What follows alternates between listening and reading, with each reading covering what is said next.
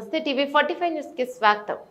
మేడ్చల్ జిల్లా ప్రతాప్ సింగారంలో డబుల్ బెడ్ల లిస్టులో అవకతవకలు జరిగాయంటూ రోడ్డెక్కిన మహిళలు మద్దతుగా నిలిచిన బీఆర్ఎస్ బీజేపీ బీజేవైఎం నాయకులు మాజీ ఎమ్మెల్యే మలిపెద్ది సుధీర్ రెడ్డి ఏకపక్షంగా నిరుపేదలకు కాకుండా డబుల్ బెడ్రూమ్ ఇళ్ల లిస్టు కలెక్టర్ కార్యాలయం ద్వారా ఏర్పాటు చేసినట్లు ఆరోపిస్తున్న ప్రతాప్ సింగారానికి చెందిన మహిళలు. ఈ సందర్భంగా మహిళలు మాట్లాడుతూ ప్రతాప్ సింగారానికి చెందిన మేడ్చల్ మాజీ ఎమ్మెల్యే సుధీర్ రెడ్డి 90 కుటుంబాల డబుల్ బెడ్రూమ్ ఇళ్ల లబ్ధిదారుల లిస్టును మేడ్చల్ కలెక్టర్ కార్యాలయం నుండి ప్రతిపాదించడం జరిగింది. 90 కుటుంబాల లిస్టులో 30 కుటుంబాలు మాత్రమే ఇల్లు లేని పేదలు, మిగిలిన 60 ఇళ్లు ఉన్న కాంగ్రెస్ నాయకులకు చెందిన కార్యకర్తల పేర్లున్నాయి.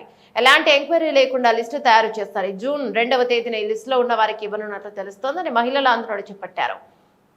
తక్షణమే ఈ 90 పేర్ల లిస్టును రద్దు చేసి ఇల్లు లేని పేదలను గుర్తించి ఎంక్వైరీ ద్వారా పేదలకు లబ్ధి చేకూర్చాలని నిరసన వ్యక్తం చేశారు. నిరసన కార్యక్రమంలో ప్రతాప సింగారంకి చెందిన మహిళలు, బీఆర్ఎస్ నాయకులు, బీజేపీ బీజేవైఎం నాయకులు తదితరులు పాల్గొన్నారు.